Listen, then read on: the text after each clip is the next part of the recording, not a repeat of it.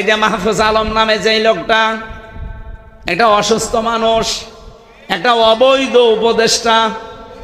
এই জন্য আমার প্রথম কথা কি ছিল যে উপদেষ্টা পরিষদ বোরাটা ভেঙ্গে দেন, কোনো দরকার নেই ছাতাগুলো চেয়ারে বসিয়ে টাকা দেওয়া। এদের কেন সরকারি টাকা দিয়ে তেল কিনে দেওয়া লাগবে, গাড়ি দেওয়া লাগবে, কোয়ার্টার দেওয়া লাগবে? কোন কারণে? কোনো দরকার নেই এগুলো। চেয়ারম্যান ছাড়া, মেম্বার ছাড়া, মেয়র ছাড়া, এমপি ছাড়া যদি দেশ চলতে পারে, উপদেষ্টা ছাড়াও চলবে, কোনো অসুবিধা নেই। খালি যে দুইজনের নাম বললাম, দুইজনকে বসিয়ে রাখেন, একজনকে রাষ্ট্রপতি, একজনকে প্রধানমন্ত্রী, ঠিক দেশ চলবে। আমি যে তহমতের কথা তুললাম কেন জানেন? বাংলাদেশে একটা মাজলুম দল, আপনি কি মনে করেন আমি জানি না, জামাত ইসলামী একটা মাজলুম দল না? তাদের উপরে এই মাহফুজ আলম নামে এরা কোলাঙ্গারি বলা দরকার। এ শয়তান যে কথাগুলো লিখে লিখে পাঠাচ্ছে, একটাও কি এদের উপরে যায়? সবগুলো তার প্রতিহিংসা। এখন প্রমাণ পাচ্ছি সে নাকি লক্ষ্মীপুরে এমপি দাঁড়াবে, কিন্তু সেখানে যিনি আছেন তার আসনে, তার ধারে কাছেও সে যেতে পারবে না। জামাত ইসলামী মনোনীত ওই জায়গায় যিনি আছেন ডক্টর রেজাউল করিম, আপনি সে যদি 100টার 90টা ভোট পায়, এ মনে হয় 9টাও পাবে না। এর মাথা এমনি খারাপ হয়ে যায়নি। এই যে তহমত গুলো, দোষগুলো একটা দলের উপরে আপনি লাগিয়ে দিলেন, 54 বছর আগের ইস্যু টেনে এনে জাতির ভেতরে এখন আপনি কালার করতে চান। জাতি আজ 54 বছরে দেখে ফেলেছে বাংলাদেশে সত্যি সত্যি চরিত্র ভালো কাদের। আমি গ্যারান্টি দিয়ে আপনাকে বললাম, যদি আপনি ধরিয়ে দিতে পারেন, আমি এখনই তাকে নিয়ে একেবারে সরাসরি কেন্দ্রে যাব। যদিও পরিবর্তন না হয়, এক্ষুনি তওবা করে আমি আপনার দলে চলে আসবো। বলেন, বাংলাদেশে যারা জামাত ইসলামী করে, যারা ইসলামী ছাত্র শিবিরে আছে, ইসলামী ছাত্রী সংস্থায় আছে, এরা বিড়ি খায়, আপনি দেখাতে পারবেন? কথা বলেন না কেন? এরা সিগারেট খায়, এরা চুরি করে, মানুষের জিনিস মেরে খায়, এরা চাঁদাবাজি করে। যেগুলো বললাম এগুলো একটাও করে না, নিজেরা বলছে। এর চাইতে আর কি প্রমাণ চান? এদের হাতে দেশটা তুলে দিলেও নিরাপদেই থাকবে। আর যারা গলাবাজি করে, তাদের চরিত্র দেশের মানুষ 54 বছরে দেখেছে। এই জন্যে তাদের এত ভয়। হাবিল আর কাবিল ফিরে এসেছে। এদেশের মানুষের মন এখন একটা দল জয় করে নিচ্ছে, তাদের কাজ দিয়ে, কারবার দিয়ে, অ্যাক্টিভিটিস দিয়ে, চরিত্র দিয়ে। আর এখন যারা এতদিন উল্টাপাল্টা কাজ করেছে, তারা এখন পাগল হয়ে গেছে। এত ভালো তোদের বাসে কেন, তোদের রাখবো না। এই জন্য এখন 10 চাপিয়ে দিচ্ছে, 71, 47 কথা বলছে না কেন? তাছাড়া মীমাংসিত ইস্যু আবার এতদিন পরে ঘড়ি নিয়ে আসছেন, মানে 54 বছর দেখেন না কেন? 54 বছরে এদের জীবনে যদি চুরি পান, ডাকাতি পান, জেনা পান, মদ খান, তাহলে ওদের ছেড়ে দিন। 54 বছর আপনি বিচার করবেন, 71 সালের আগে বিচার করতে যাচ্ছেন কোন কারণে? 71 সালের আগে যারা, তারা কি একটাও এখন আছে? এখন যারা আছে দায়িত্বে, সব 54 বছরের ভেতরে। আপনি দেখেন, খালি উল্টা পাল্টা ফতোয়া দিলে হবে? এই আয়াত থেকে এইটাই বের হয়, যখন পেরে ওঠে না তখন ওই মাছ না পেয়ে ছিপে কামড় দেয়। এই বাংলাদেশে এখন এটা চলছে না ভাই? এই কথা বলেন না কেন? আমি আমার নিজে ভিকটিম, আমি নিজে বলছি। আপনি কোন দোষ করেছিলাম ওই সময় আপনি বলেন?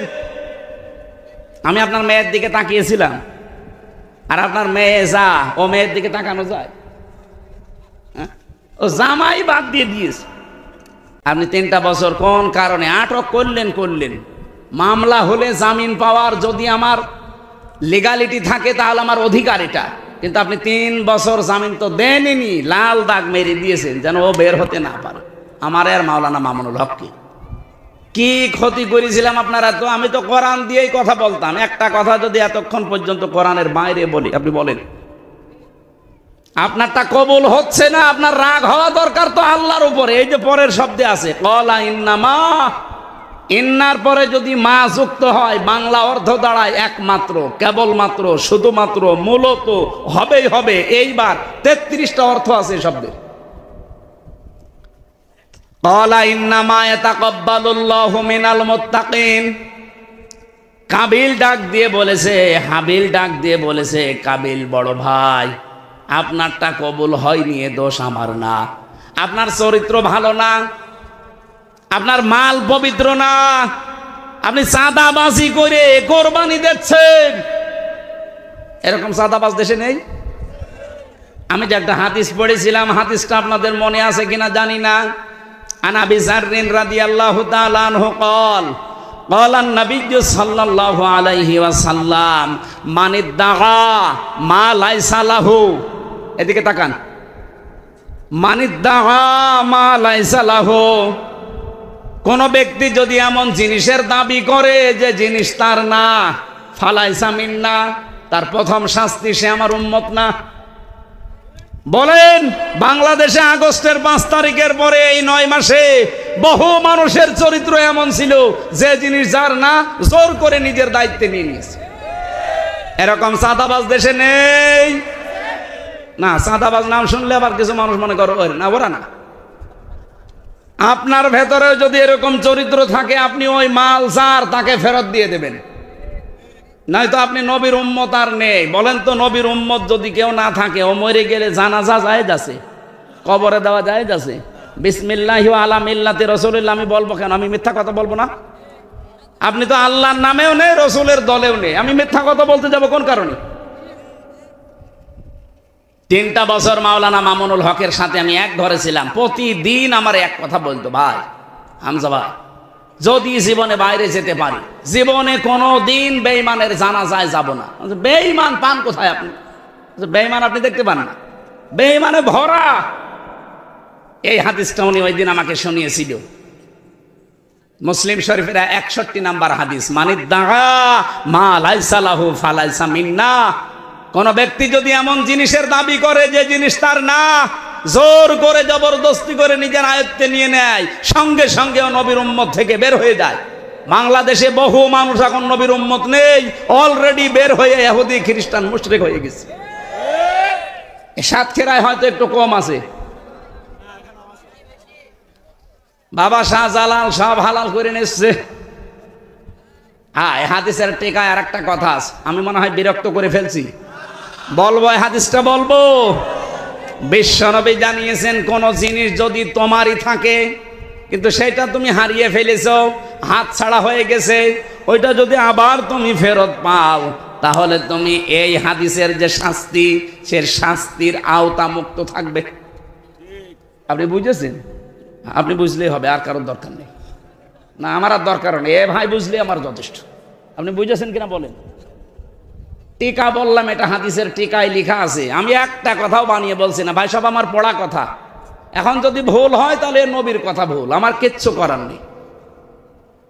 যেই জিনিস আপনারই ছিল কিন্তু হাত ছাড়া হয়ে গিয়েছিল, আপনি হারিয়ে ফেলেছিলেন, বেদখল হয়ে গিয়েছিল, এখন আপনি আবার ফেরত পেয়েছেন, তাহলে হাদিসের শাস্তি কি? যে আপনি নবীর উম্মত থাকবেন না, এটা আপনার জন্য না। এ বাংলাদেশে যদি কোনো জিনিস আপনি হারিয়ে ফেলেন এই 15 বছরে, যেটা হারিয়েছেন জোর জবরদস্তি করে অন্য দখল করে রেখেছিলেন এতদিন, আপনি এখন ফেরত পেয়েছেন, আপনি এই শাস্তির আওতা মুক্ত। এরকম কিছু নেই? এই নেই মানে আমি এখন জরিপ চালাবো, দেখেন এখানে কত মানুষ ধরা পড়ে। আমার জিনিস আমি হাত ছাড়া করে ফেলেছিলাম, হারিয়ে ফেলেছিলাম, দখল হয়ে গিয়েছিল অন্য জায়গায়, এখন আমি ওইটা আবার ফেরত পেয়েছি, আমার কোনো দোষ নেই, কারণ আমার জিনিস আমি ফেরত পেয়েছি। এই যে আমারে 3 বছর 32 লাখ টাকা নিয়েছে আমার বাবার কাছে। কত? 32 লাখ। আর আমি আকিস গ্রুপে চাকরি করতাম খতিব হিসাবে, ওদের কাছে নিয়েছে 32 লাখ। এই 64 লাখ টাকা ওরা এই 3 বছর এই হারামখোর রাখেছে। এখন তো সব পালিয়েছে। এই টাকাগুলো যদি এখন আমি ফেরত চাই, আমার কি অপরাধ হবে? কারণ টাকা আমার ফেরত দেন। আমার মামলার আয়ু সেদিন এসে আমার কাছে বলছে, হুজুর মাফ করে দিয়ে, মাফ করবো, আগে টাকা ফেরত দিয়ে। মাফ তো করে দেওয়ার জন্য বসে আছে, আগে টাকা দেন এরপরে মাফ। বলছে না, টাকা কোথায় পাবেন? টাকা পাবেন কোথায় মানে? বগুড়াতে এক মাহফিলে উঠেছিলাম, ওসি আমারে তাড়া দিয়েছিল ওই আগস্টের 5 তারিখের আগে। ওই সময় মার্চ মাস চলছিল। কি তাড়া! মার্চ না এপ্রিল যেন, হ্যাঁ এপ্রিলে। সে মাঠের ভেতর দিয়ে, এরকম মাঠের ধানের ক্ষেতের ভেতর দিয়ে 2 কিলোমিটার শুধু দৌড়িয়েছি। শেষে পা মা কাটা মাটা কামড়ে আশ্চর্য, রক্ত বিভিন্ন জায়গায় কাটা ছাটা হয়ে ধরতে পারিনি, কিন্তু গাড়িটা আটকিয়ে দিয়েছে। গাড়ি ওই মাহফিলের গেটে ছিল, ড্রাইভারের নিয়ে গাড়ি নিয়ে থানায় চলে গেছে। পরবর্তীতে গাড়ি বলছে গাড়ি ছাড়তে পারি, টাকা দেওয়া লাগবে। কত? প্রথমে দাবি করেছিল অনেক, পরবর্তীতে 1,13,000 টাকা নিয়ে গাড়িটা ছিঁড়েছে। ওই আমার সাথে যে বক্তা ছিল মাওলানা আব্দুল বারী, ও বিভিন্ন জায়গা থেকে জোগাড় মোগাড় করে দিয়ে বলছে ভাই গাড়িটা ছেড়ে দিন।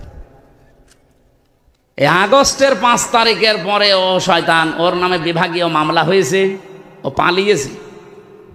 ও কি করে খোঁজ পেয়েছে আমার মাহফিল সিরাজগঞ্জে, ও এসে আমার কাছে বলছে হুজুর মাফ করে দিয়ে। কে আপনি? আমি সেই ওসি আবুল কালাম আজাদ। আরে ভাই এদিকে আসেন, আপনারাই তো খুঁজছি, মাফ তো করবো, আমার সেই টাকা কই? টাকাগুলো ফেরত দিয়ে দেন, মাফ করে দিলাম। টাকা কোথায় পাবো? আমি পালিয়ে পালিয়ে বেড়াচ্ছি, আমার নামে এমনি মামলা হয়েছে। না, টাকা না দিলে মাফ নেই, কারণ আমার গাড়ির কাগজপত্র সব ওকে, রোড পারমিট ওকে। আপনি কেন আটকালেন? যারা আপনাকে এরকম কিছু করতে বলেছিল তাদেরকে তো ধমক দেওয়ার কথা, যেহেতু কোরআন দিয়েই কথা বলে, আমি কেন ওকে আটকাবো? আর আপনি আমাকে তাড়া দিলেন না, আর টাকা নিলেন, এই টাকাগুলো ফেরত দেন। 7 দিন সময় দিলাম, 1 লাখ টাকা ফেরত দিয়েছে। আর 13,000 হুজুর মাফ করে, আমি আর পারবো না, আমাকে কেটে ফেললেও আমি আর টাকা দিতে পারবো না। ঠিক আছে, মাফ করে দিলাম। বাংলাদেশে পুলিশ টাকা ফেরত দেয়, এটাই মনে হয় প্রথম। এখানে পুলিশ আছে নাকি? পুলিশের পকেটে টাকা ঢুকে গেলে ওইটা যে আবার বের হবে, এটা আজরাইলও বের করতে পারবে না। আমি পারলাম, অন্তত 1 লাখ তো পেরেছি, এখনো কত বাকি আছে?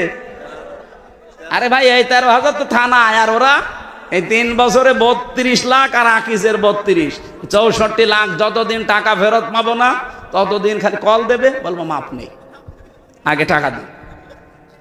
এখন ভয় পায়, বলে হুজুর কোন জায়গায় বলে দিলে আমার বাড়ি ঘরে আগুন লাগিয়ে দেবে। তোর বাড়ি ঘর কি 64 লাখ টাকা হবে? কি জুলুম করেছিলেন বলেন তো জেনে শুনে। এই জন্য এই 15 বছরে আমরা যেটা হারিয়েছি, অনেকে চেয়ারে উঠতে পারি না, যে চেয়ারে ওঠার কথা উঠতে পারি না, এরকম জায়গা নেই দেশে। আরে ভাই নাম ধরা লাগবে, আপনি বুঝতেছেন? যে যেখানে যেইটা হারিয়ে ফেলেছেন, ওইটা যদি এখন আবার ফেরত পান, সে টাকা পয়সা বলেন, ক্ষমতা বলেন, চেয়ার বলেন, যা জমি জায়গা বলেন, দোকান বলেন, বাড়ি বলেন, যা হারিয়েছেন এটা ফেরত পেয়েছেন, আপনার গুনাহ নেই। এই যে ইসলামী ব্যাংক, যাদের ব্যাংক তারা ফেরত পেয়েছে। অনেকে বলছে না এটাও চিন্তায় হয়ে গেছে। আরে ভাই ব্যাংকে আপনার বাবার ব্যাংক, যাদের তারা ফেরত পেয়েছে, এতদিন হাত ছাড়া হয়ে গিয়েছিল। কথা বলেন না কেন? যাদের ব্যাংক তারা ফেরত পেয়েছে, তারা এই হাদিসের শাস্তির আওতামুক্ত থাকবে। দ্বিতীয় নম্বরটা একটু কঠিন। ওয়ালিয়াতাবাওয়া মাকআদাহু মিনান নার, বিশ্বনবী জানিয়েছেন সে যেন নিজে জাহান্নামে নিজের স্থান তৈরি করে নিল। ও বাংলার মানুষেরা খুব সাবধান, নামাজ পড়ে ওই তাহাজ্জুদের নামাজ পড়ে নাকি শামীম ওসমান 72 রাকাত, পুরা সিটা। তাহাজ্জুদের নামাজ কয় রাকাত ভাই? সর্বোচ্চ 12 রাকাত। 8 রাকাত 12 রাকাত সর্বোচ্চ। আরো শয়তান বলে 72 রাকাত পড়ে, ও জীবনে তাহাজ্জুদই পড়িস কিনা আল্লাহ জানে। এরকম দাহা মিথ্যা কথা বলে বলে মানুষকে ধোকা দিত যে আমি ইসলাম বুঝি না, প্রতিদিন 70-72 রাকাত নামাজ পড়ি। ওরে বাবা, 5 রাকাত 6 রাকাত নামাজ পড়তে গিয়ে আমার হাঁটু ব্যথা হয়ে যায়, আর 72 রাকাত নামাজ পড়ে তো আমার দাদার বয়সী। এই পোড়া মিথ্যার উপরে টিকে ছিল এই মানুষগুলো। আমার ভাইরা, এবার আমার মূল যে কথাটা বলার জন্য আয়াতটা পড়েছিলাম ওইটা চলে এসেছে, একটু খেয়াল করেন।